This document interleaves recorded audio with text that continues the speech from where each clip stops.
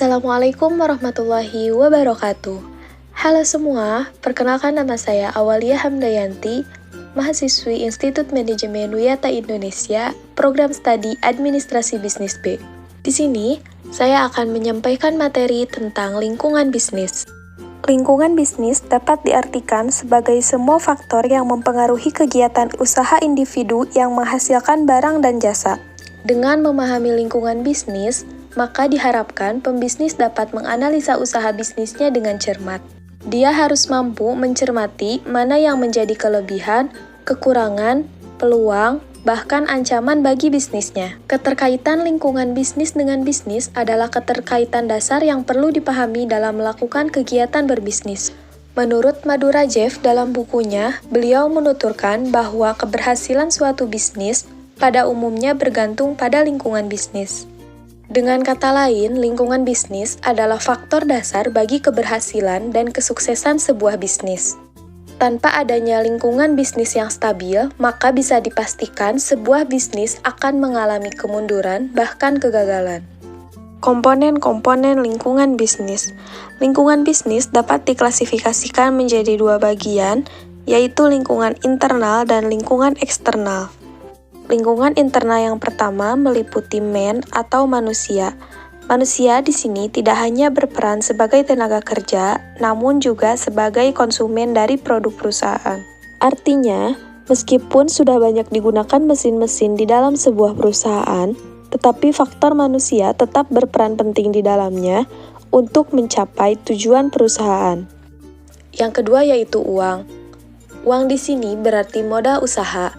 Perusahaan membeli kebutuhan-kebutuhan perusahaan menggunakan uang modal tersebut. Untuk itu, perusahaan harus bisa memanage keuangannya dengan cermat agar nantinya mendapat keuntungan bukan kerugian.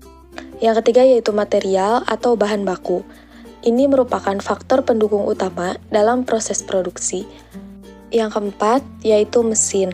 Mesin di sini meliputi perlengkapan atau peralatan penunjang faktor produksi sebuah perusahaan.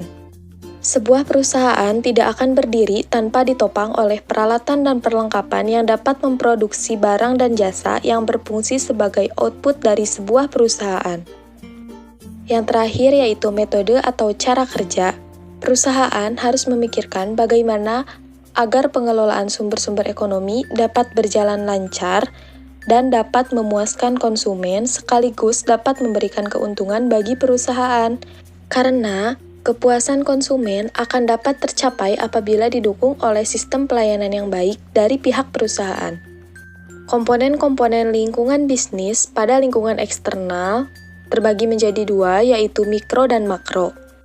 Di mana mikro meliputi pemerintah, pemegang saham, kreditor, pesaing, publik, perantara, pemasok, dan konsumen.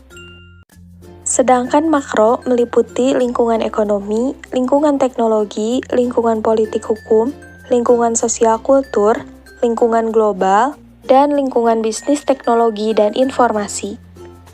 Sikap pebisnis dalam menyikapi lingkungan bisnis yang semakin dinamis. Yang pertama ada pengamatan lingkungan, yaitu meneliti lingkungan terhadap kejadian atau masalah penting yang mungkin dapat mempengaruhi suatu bisnis tersebut. Kedua, menerjemahkan faktor-faktor lingkungan. Biasanya, pebisnis menerjemahkan kejadian dan masalah sebagai ancaman atau kesempatan. Jika dia menerjemahkan sebagai ancaman, maka dia akan berusaha melakukan suatu langkah untuk melindungi perusahaan.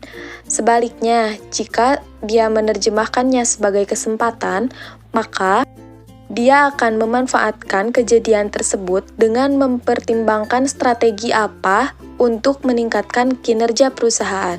Yang terakhir yaitu menghadapi ancaman dan kesempatan. Setelah melakukan pengamatan dan penerjemahan, maka manajer merangkum hubungan yang didasari antara faktor-faktor lingkungan dan kemungkinan tindakan yang akan terjadi.